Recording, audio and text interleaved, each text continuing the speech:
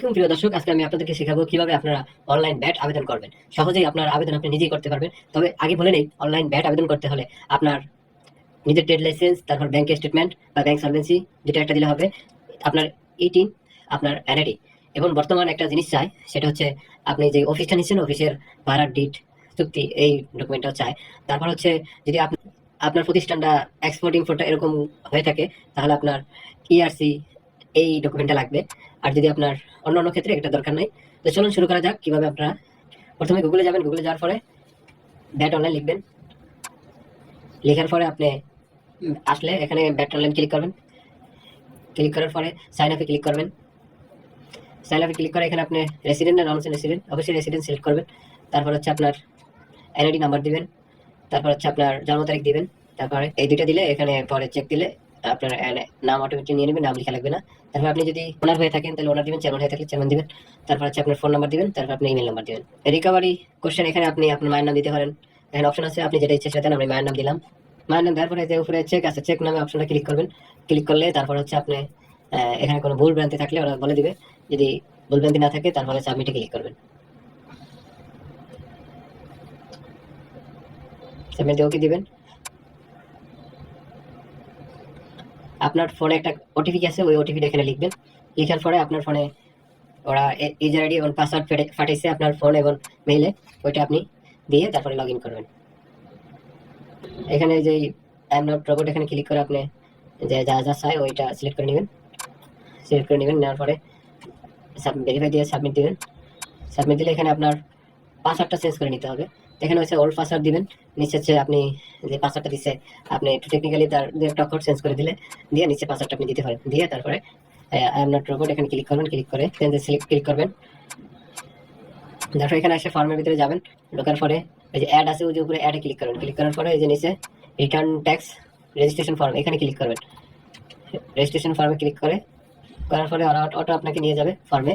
ফর্মে নিয়ে যাওয়ার পরে একটু ওয়েট করবেন, কিছুক্ষণ মধ্যে চলে আসবে। আসার পরে এখানে আপনি নিউ রেজিস্ট্রেশন হন, সেটা নিউ দিবেন। আগে যদি থাকে তাহলে আগের নাম্বারটা দেওয়া লাগবে, বিল নাম্বারটা, তাহলে নিউ দিবেন। নিউ দেওয়ার পরে নিচে যাবেন। নিচে যায় আপনার বিজনেস ইনফরমেশন, আপনার প্রতিষ্ঠানটা কি প্রোফাইটার নাকি প্রাইভেট না পার্টনারশিপ, সেটা সিলেক্ট করবেন। তারপর নিচে যাবেন।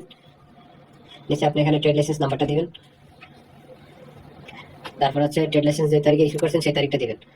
তারপর হচ্ছে আপনি আর জিএসটি যদি আপনি করা থাকে দিবেন, না হলে দরকার নাই।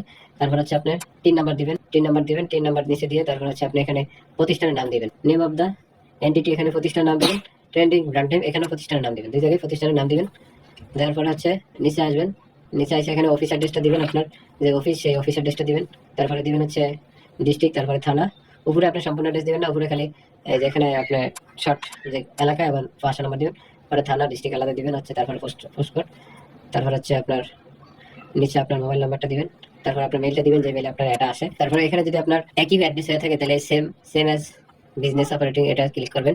ক্লিক করার পরে হচ্ছে নিচে যাবেন। ব্রাঞ্চ ইটিটি এগুলো ক্লিক ক্লিক করবেন না। তারপর হচ্ছে একবার নিচে যাবেন, চলে যাবেন। নিচে চলে আসে আপনি এখানে ব্যবসার ধরন কি, এখানে সেটা সিলেক্ট করবেন। যদি আপনার এই যে এখানে মেনু ম্যানুফ্যাকচারিং, তারপর service, retail, wholesale trading, import export, other, তো আপনি যদি ওগুলোর সাথে মিল না থাকে তাহলে আপনার আদারে সিলেক্ট করে আপনার যে ব্যবসার ধরন এটা ইংলিশে লিখে দিবেন।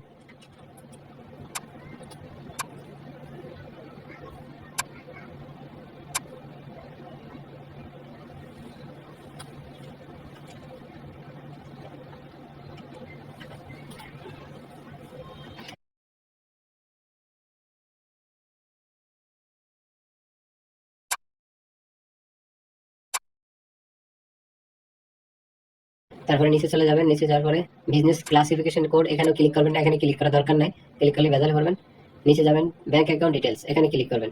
এই যে সাইডে ক্লিক করে আপনি এই যে অ্যাডে ক্লিক করে আপনি একটা অ্যাড নেবেন। এখানে হচ্ছে ব্যাংক অ্যাকাউন্ট নাম, এখানে নাম্বার, তারপর ব্যাংক অ্যাকাউন্ট নাম্বার, তারপর হচ্ছে ব্রাঞ্চ, ব্যাংকের নাম, ব্যাংকের নাম, তারপর হচ্ছে ব্রাঞ্চ।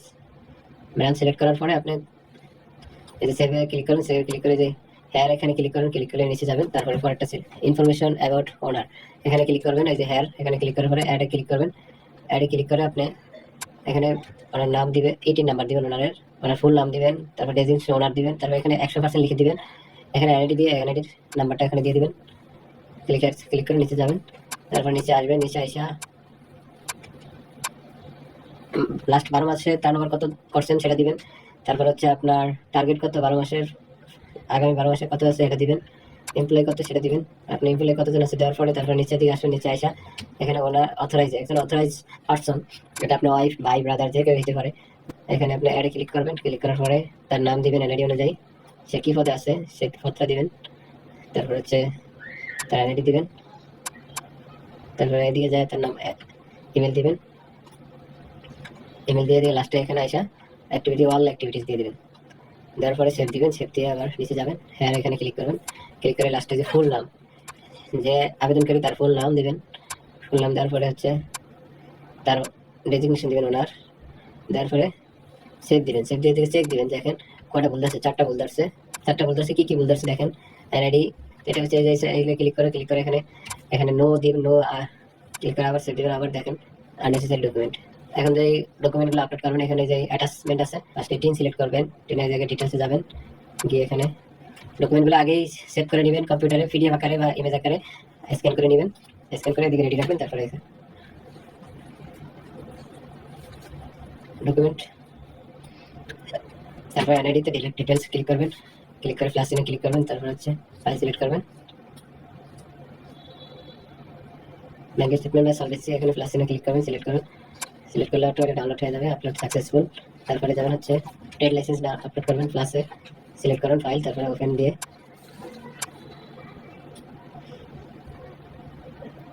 তারপর হচ্ছে এখানে আপনার ওই যে অফিসের যে ডিটটা আছে, ভাড়াটিয়া ডিট, ওখানে এটা আপলোড করে দিবেন।